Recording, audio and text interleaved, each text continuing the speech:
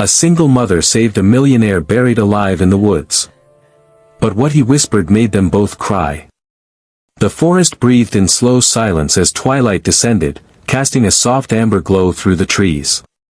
Angela, a single mother in her early 30s, walked beside her son Nico, who clutched her hand tightly, their boots crunched over fallen leaves, the air thick with the scent of moss and damp earth. These after-school walks were their quiet ritual, a way to escape the noise of the world. Nico darted ahead, energized after a long day, his backpack bouncing with every step. "Mama, look," he called, pointing to a twisted root that arched above the ground like a sleeping dragon. He reached it before she could respond and tripped. He hit the ground with a sharp cry. Angela rushed to him. "Are you okay, baby?" Before he could answer, a sound pierced the stillness. A voice barely more than a whisper, muffled and desperate. "Water, please."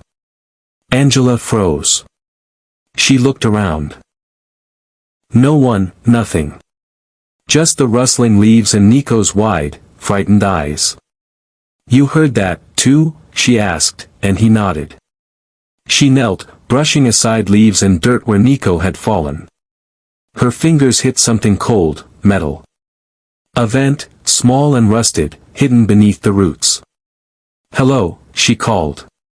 No answer, then a faint groan. Angela's instincts kicked in.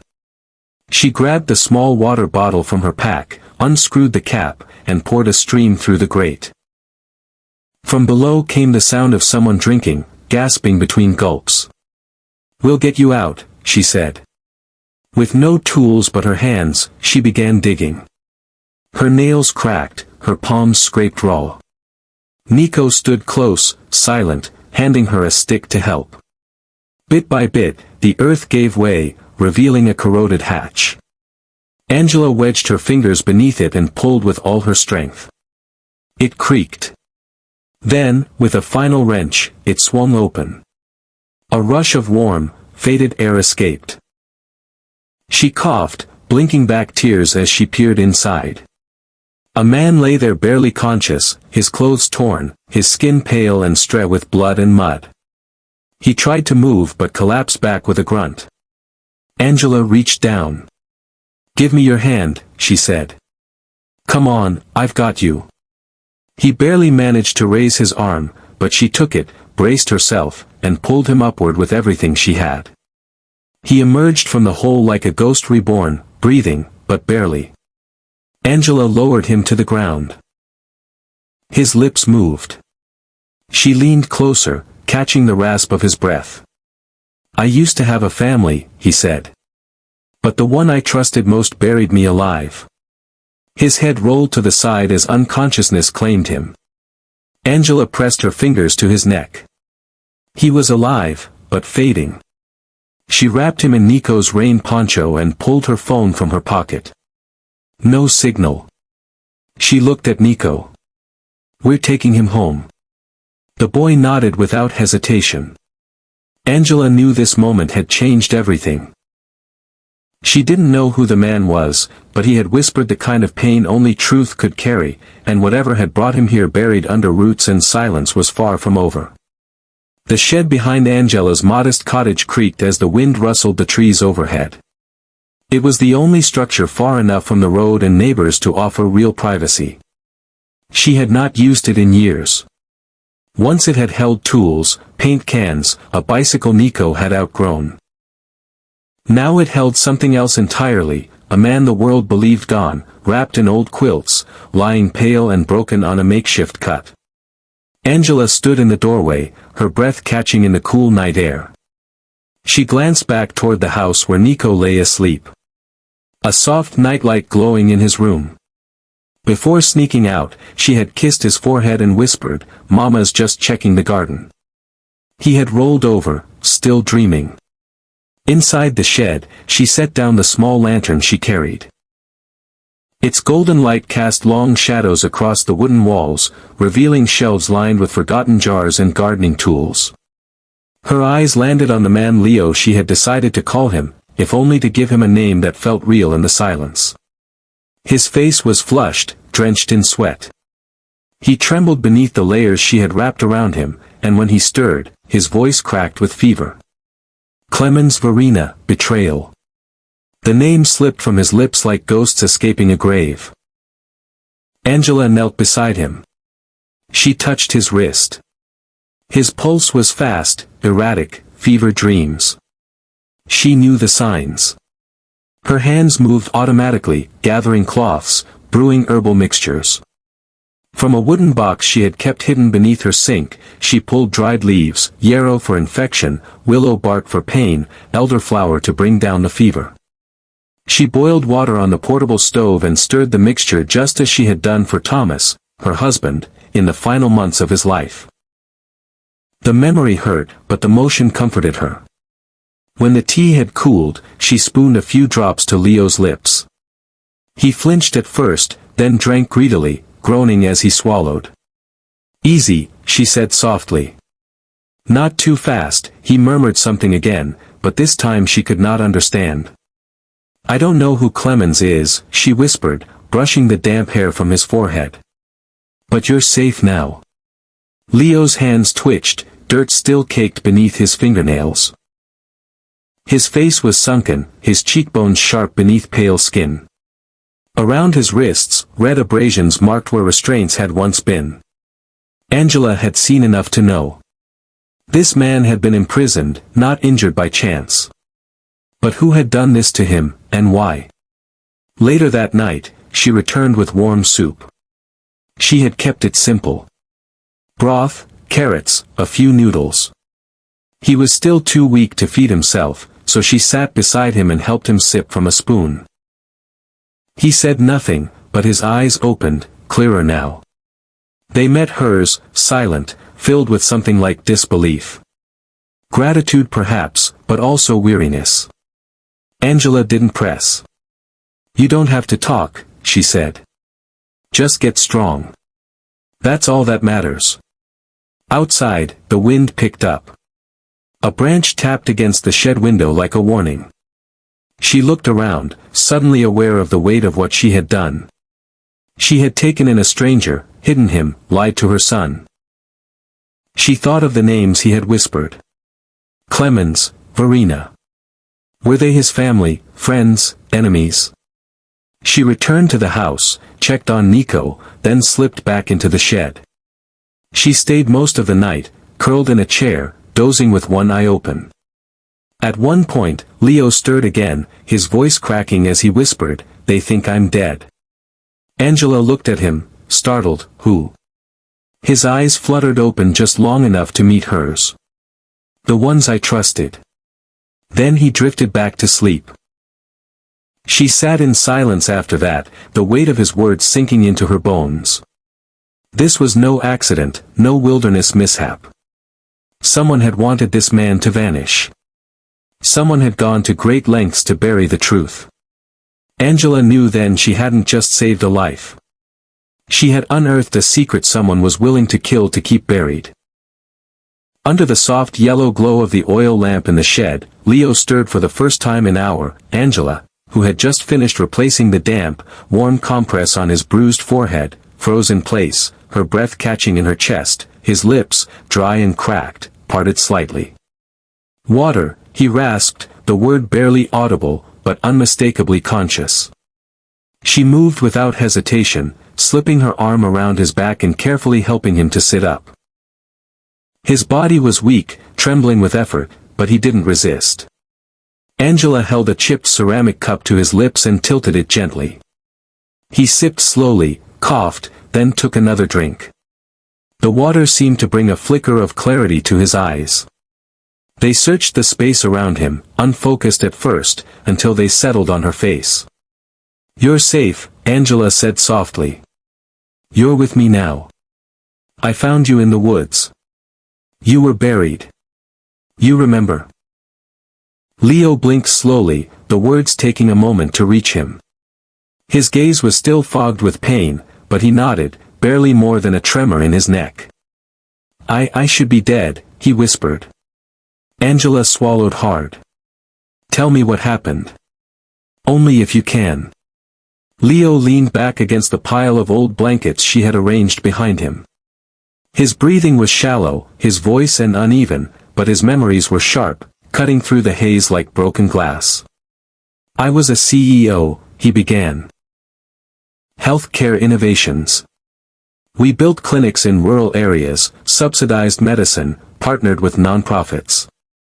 I thought we were doing something good, something real. Angela listened, unmoving, her hands folded tightly in her lap. My wife, Verena, was everything I thought I wanted. Elegant, passionate, strategic. And my best friend, Clemens, he was the CFO. I trusted him like a brother. He handled the numbers, the accounts. We had nothing to hide. Or so I believed. He paused, the corners of his mouth twitching with something between grief and disbelief. Whole night. I came home early from a board meeting. The house was quiet. I went upstairs and I heard them. Laughter, whispers. My wife and Clemens together, intimate. I didn't want to believe it. But when I walked in, there was nothing left to doubt. Angela's heart clenched. She could see the betrayal still raw in his eyes. They didn't deny it. In fact, they admitted everything. They had been planning this for months. Verena wanted full control of the estate. Clemens wanted the company. They had already diverted funds, millions into offshore accounts, faked contracts, forged signatures, all under my nose. Leo closed his eyes. His hands trembled. I threatened to expose them. I told them I'd go to the police, the board. I was furious, but Clemens, he panicked. There was a poker by the fireplace. He grabbed it. Leo's fingers rose to the side of his head, touching the bruised skin beneath his hairline. He swung. I didn't even feel it. Just a flash, then darkness. Angela let out a breath she didn't know she'd been holding. When I came to, I was underground. A metal box, small, no light. My hands were bound. There was a vent pipe, just enough air. They thought I was dead. They buried me alive.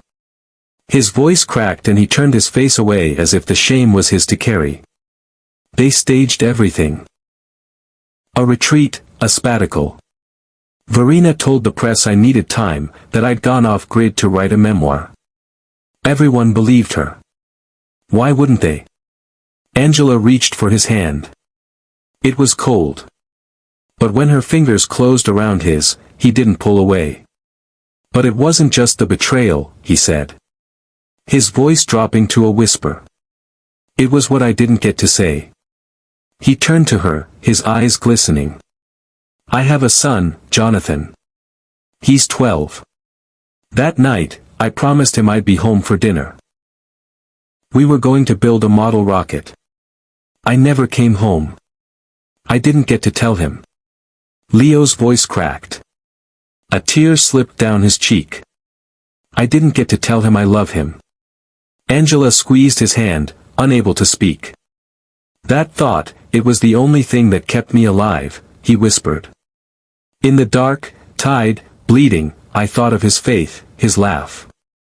I kept whispering his name, praying he wouldn't forget me. Leo turned his eyes to the lamp, its flickering flame reflected in the moisture clinging to his lashes. And then I heard you, he said. You heard me.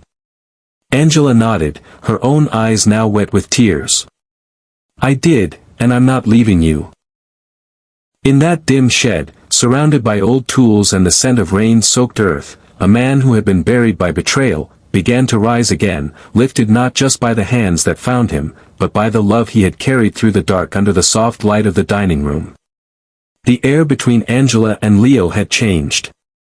Since the night he told her his story, the invisible wall she had kept up began to fade.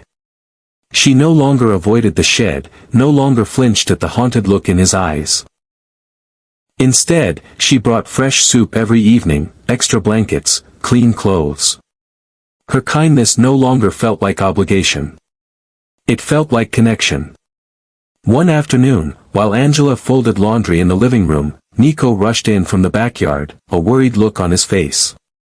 "Mama, my fire trucks will came off again."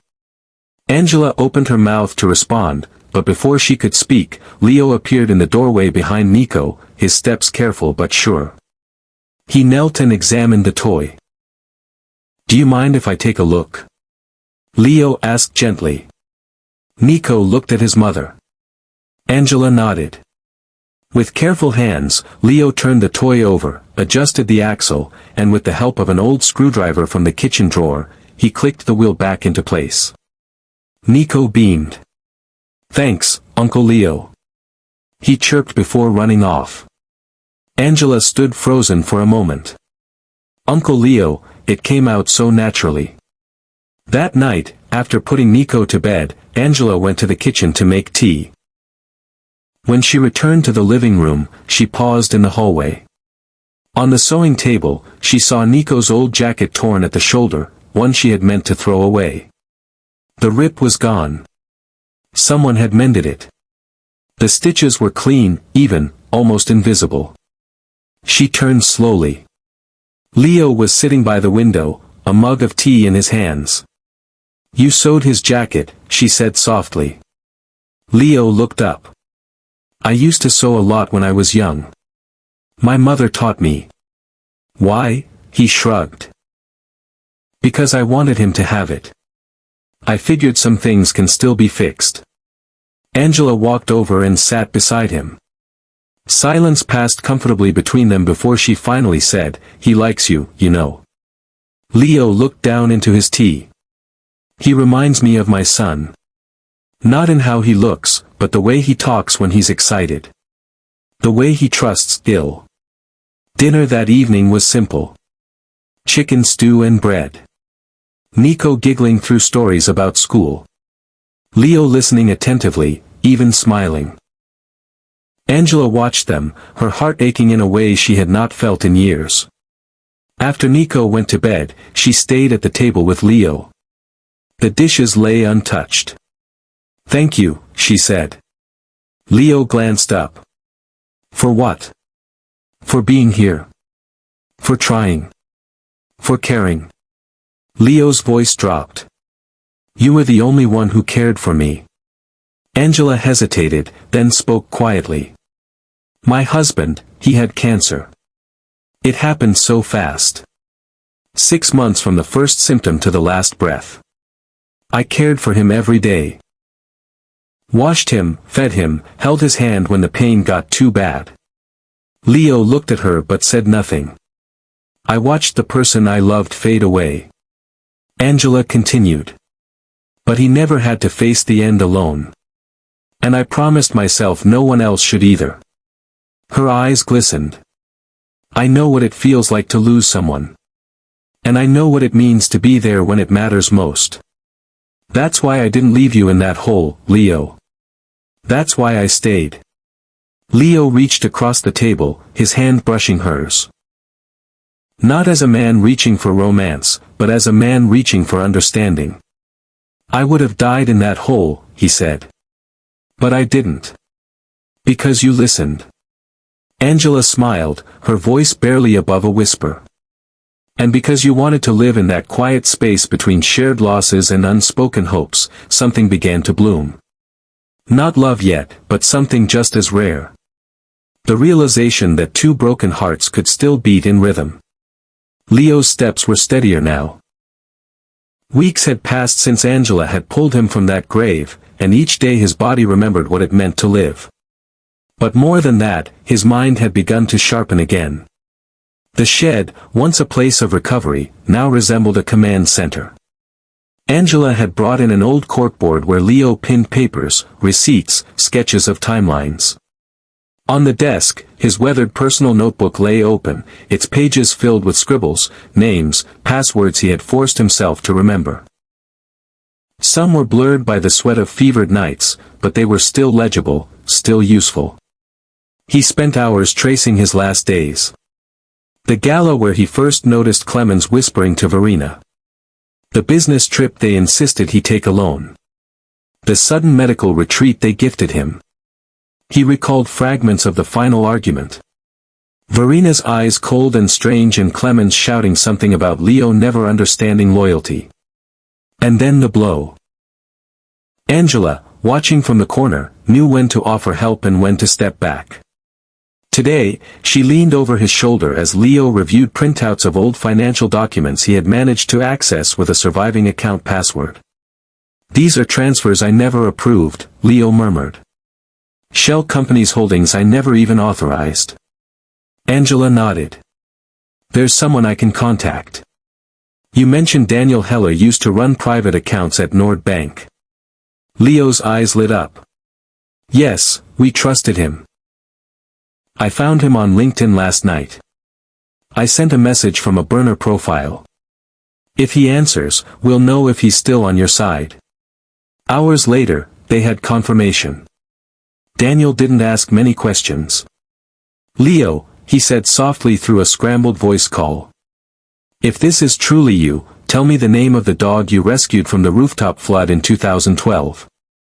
"Crisco," Leo replied without hesitation. "You said he looked like a wet loaf of bread." There was silence, then a tremble in Daniel's voice. "My God, they said you died." Leo told him everything briefly, carefully. No drama, just facts. Daniel, shaken but loyal, agreed to help. The first discovery was a shock.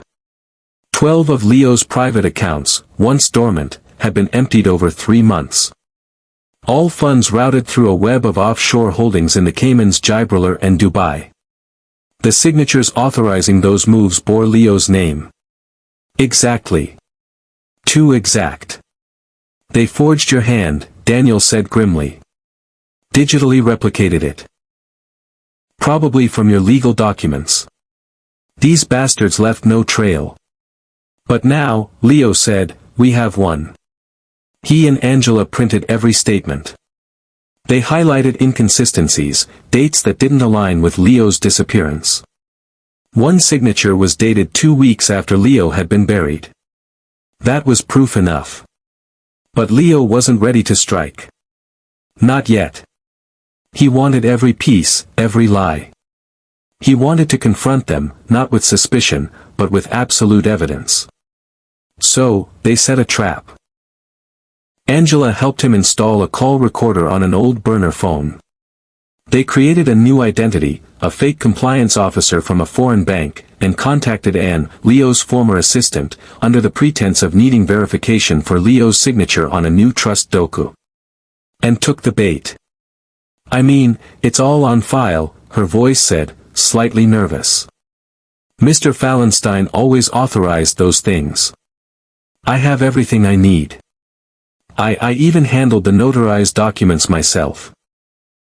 Angela watched Leo's hand tighten around the phone. After the call ended, he sat back, recorded file in hand. His voice was low, steady. "They buried me alive, Angela. Now I'll dig up every one of their secrets until they bury themselves." Angela reached for his shoulder, her hand warm, grounding him. "You're not alone anymore, Leo," she whispered. "I know," he said, eyes fixed on the corkboard. "And that's what gives me strength. This time, I'm not just surviving. I'm going to win." The shed had become more than a hiding place. It was now Leo's war room. Leo's plan had taken form with clinical precision, disguised behind an encrypted alias, and using a deep voice filter, he reintroduced himself into the legal world, not as Leo Fallenstein, but as Mr. Adler, a reclusive European investor looking to redirect assets through trusted legal firms. His target, Emil Vanner, the lawyer who had once overseen Leo's estate and was now conveniently managing the funds Verena and Clemens had siphoned away. Their meeting was arranged in a sleek rented office in Zurich. Leo, now dressed in neutral professional attire, his graying beard slightly trimmed, entered the room behind dark glasses and a cane. Emil barely looked up. "Mr. Adler," he greeted standing. "Welcome." Leo nodded but didn't remove his glasses. "I've heard good things about your firm, especially your discretion when it comes to unconventional assets." Emil gave a polite smile. We're known for managing sensitive portfolios. As Leo handed over the fake documents Angela had helped him prepare, his gaze wandered to the framed photo on the lawyer's desk. Verena smiling, still using Leo's name. Over the following weeks, Leo used this persona to extract crucial details. By appearing as a partner or benefactor, he was able to confirm the creation of multiple offshore companies tied to his estate. Emil, believing this was just another wealthy client, had no idea he was feeding classified data back to the very man they had stolen from. Meanwhile, Angela played her part in the shadows. Using a freshly created anonymous account, she posted cryptic messages on niche financial forums whispering rumors, Fallenstein may not be dead. The posts spread quickly. A few were deleted, but not before screenshots circulated. The whispers reached Verena and Clemens within a week. They panicked. Angela intercepted an email from Vina to Clemens. Have you heard? He's not dead. I don't know how, but someone knows. We have to bury this fast. But it was already too late. Leo had gathered everything. Bank statements, correspondence, audio from Georg, the former driver who had secretly recorded Verena and Clemens conspiring weeks before Leo's disappearance. There were financial statements faked with forged signatures and even a series of internal emails that Anne, his old assistant, had kept out of guilt. The final piece was the setting. Leo wrote a single invitation printed on elegant cream stationery bearing the Fallenstein Foundation's logo. You are cordially invited to a private charity gala in memory of Leopold Fallenstein, celebrating his legacy and impact on humanitarian efforts. It was to be held in the same conference room where Clemens and Verena had once sat, laughing as they forged his signature and signed away his life. The night of the event arrived, the room was dressed in flowers and candles, and a soft string quartet played in the background. Angela stood in the back, quiet, her eyes never leaving the front stage. Clemens arrived first, sleek and smug in a navy tuxedo. Verena followed, dazzling in a black gown, her diamond earrings catching the light as she heiressed donors. They had no idea. As the music stopped and the house lights dimmed, a host approached the microphone. Ladies and gentlemen, he said before the speeches begin, a short video in honor of Mr. Fallenstein. The projector hummed to life. The first image was a forest, then a shot of Leo, filthy and bloodied, crawling from the ground. The footage zoomed in on his battered face as he whispered, "They buried me alive." Gasps filled the room. Next, a string of damning clips. Verena's voice on tape. As soon as he's in the ground, it all becomes ours. Clemens' laugh. Screenshots of bank transactions. A live waveform of George's recorded confession. Then silence. And into that silence, Leo walked out, alive, real, unbroken. Verena's glass dropped. Clemens froze. The entire room turned as Leo stepped onto the stage. "Good evening," he said calmly. "My name is Leopold Fallenstein. Some of you thought I was dead, and for a time I was, but not anymore." He placed a folder on the podium. "Here is everything. The truth, the theft, the betrayal, the evidence." Verena tried to stand. "This is absurd," but the door opened. Two plain detectives stepped in, followed by a state prosecutor. "Verena Fallenstein, Clemens Hauer. You are under arrest for attempted murder, fraud, embezzlement, and obstruction of justice." Flashbulbs exploded as the room erupted into shouts. Verena screamed. Clemens paused and reached for his phone. Too late. As the officers led them out, Leo stood motionless. Only when he turned and saw Angela still standing at the back of the room did he allow himself to breathe. The truth had been unearthed. And this time it had buried the right people. The courtroom victory had come and gone like a storm, swift and public.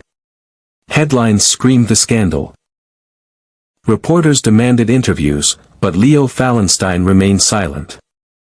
He declined every media request, refused to return to his board position, and issued only one simple statement. I do not need power to live in truth. I just need peace. A week later, on a quiet Friday morning, Leo stood at the gates of St. Eustace boarding school, holding a small bouquet of blue corn flowers in his hand. Next to him, Angela stood in a navy coat, her expression steady, but warm.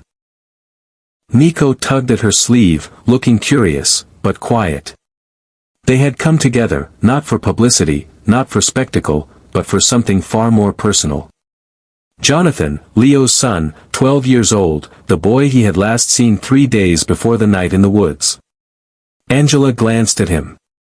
Are you ready? Leo took a deep breath. No, but I'm here. The receptionist led them through the halls, past paintings, and long windows with sunlight streaming through. At the far end of the common area, a boy sat reading near the fireplace. Brown hair, slouched shoulders, his backpack still on. The woman whispered, "That's Jonathan. I'll give you a moment." Leo approached slowly, his heart pounded so loud it drowned out the world. The boy looked up for a second. Nothing registered. Then the book dropped. "Dad!" Jonathan's voice cracked on the single word. Leo knelt, his eyes full. "It's me, John." The boy stood frozen. Then, as if breaking through an invisible wall, he rushed forward and threw his arms around his father. "They said you were dead. They said you were gone." "I'm so sorry," Leo whispered, holding him tightly. "I didn't want to leave. I didn't mean to. I tried. I tried so hard to come back to you." Jonathan's tears soaked into his father's collar. "I waited. Every night I waited." Leo pulled back just enough to meet his eyes. "I'm sorry I missed dinner that night. I'm sorry I wasn't there when you needed me. But I promise you, every breath I fought for. Every second I stayed alive was for one reason, to see you again." The boy could not answer. He just cried, clutching his father's shirt as if afraid to let go. Angela turned away, her own eyes wet. Nico looked up and whispered, "Is that his son?" Angela nodded. Jonathan came home with them that weekend. It was supposed to be temporary, a short break from school, but days turned into weeks. He and Nico bonded instantly. They shared stories, raced bikes in the garden, and spent hours building a treehouse in the backyard. At night, they whispered like brothers, falling asleep with flashlights still on.